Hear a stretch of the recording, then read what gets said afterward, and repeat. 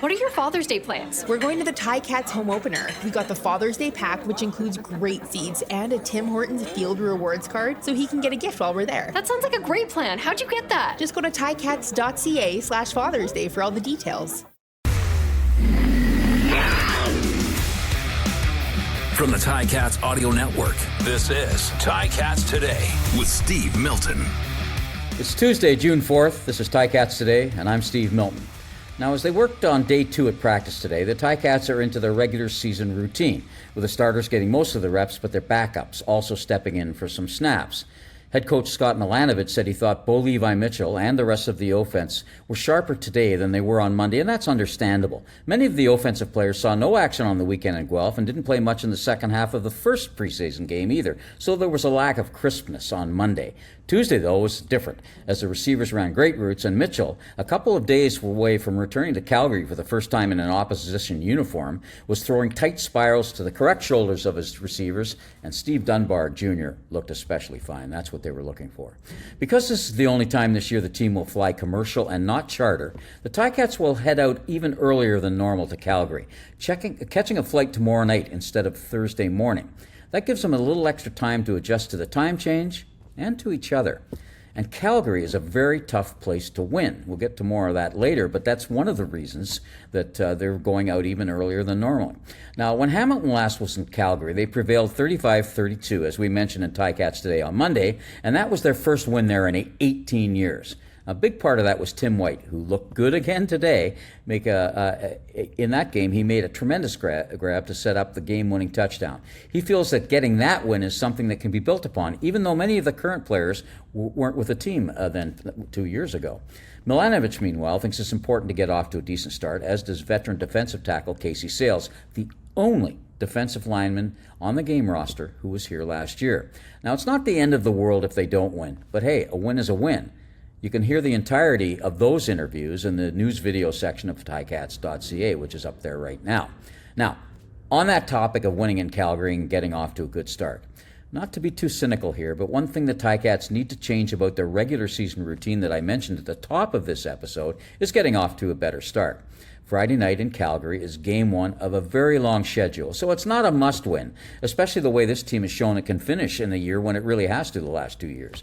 But your odds of earning a 6th straight playoff berth and hosting a home game for the first time in 3 years, home playoff game, increases dramatically if you're not chasing the standings from the get-go.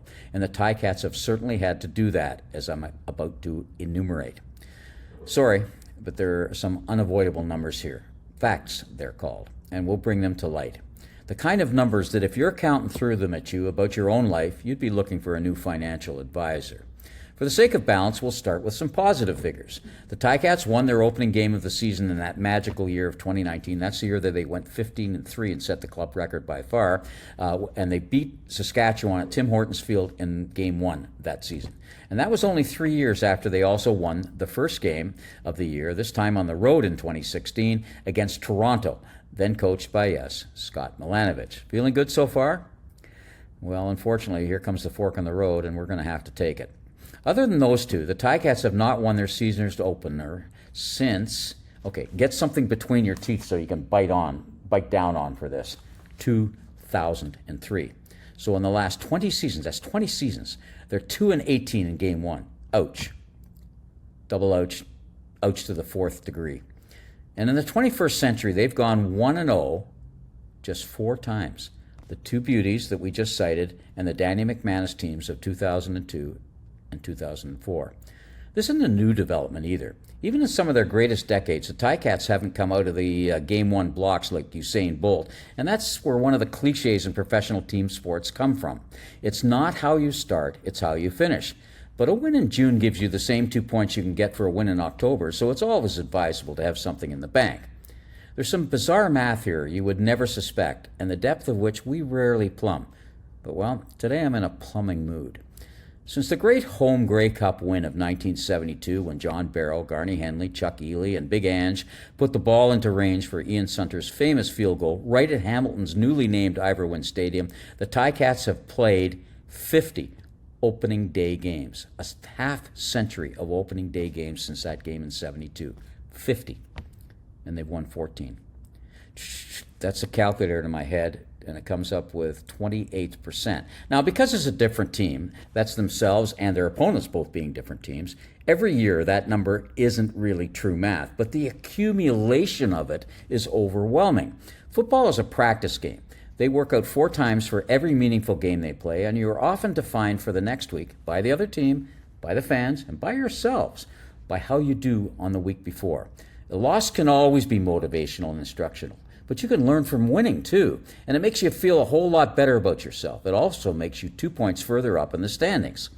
It's really more about how you do over the first third of the season. You don't want to be 1-5 or 0-6 because then the playbook thins, because you can't build on things, because you have to do some things just to win now.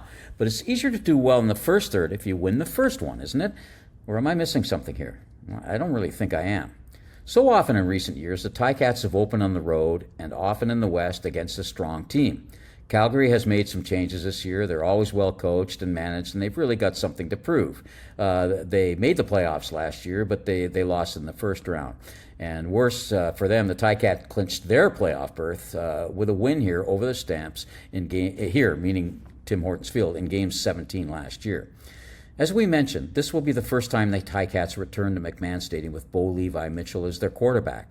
Last year, Hamilton bizarrely didn't travel to Calgary. The last time they were there, Mitchell was in a Calgary uniform, but didn't play in that game against the Ticats, which turned into a major milestone for the Hamilton franchise. As I said, they beat the Stamps in Alberta for the first time in 18 years.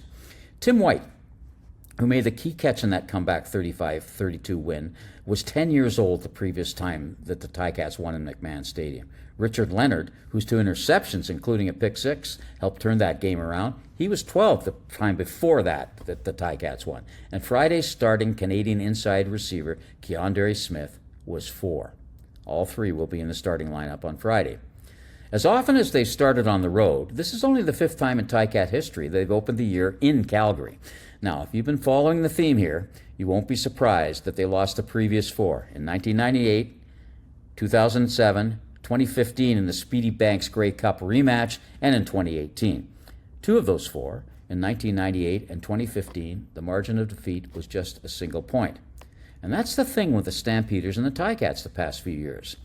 Calgary has a large advantage in the head-to-head history of these 2 teams over the 101 CFL games that they've played in history, dating back to when they first met each other during the regular season. They have 67 wins and 34 losses only.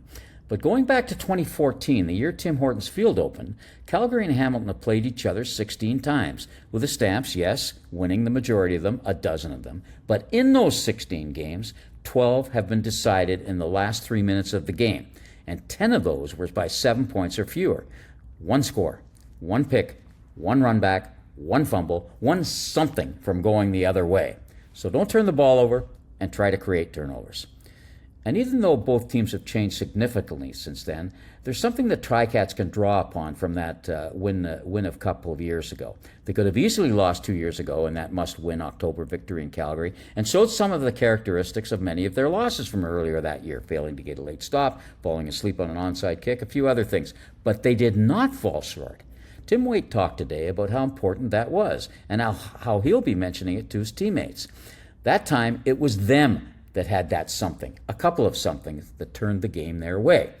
They broke a mold there 2 years ago. They've got the talent, or appears that way to me at least, to break another mold this year, setting a new tone with a win in Game 1. Now, we'll talk more about this in both tomorrow's episode of Ticats Today, when we'll also visit with new offensive tackle Brendan Bordner, but also in the season premiere of Ticats this week on Wednesday, where I'll be joining the voice of the Ticats RJ Broadhead and Ticats audio analysts and former players Luke Tasker and Mike Daly. Until then, thanks for watching and listening. We appreciate your time and your attention. This has been Ticats Today with Steve Milton. Catch it on Spotify, YouTube, Apple Podcasts, and anywhere else you get your podcasts.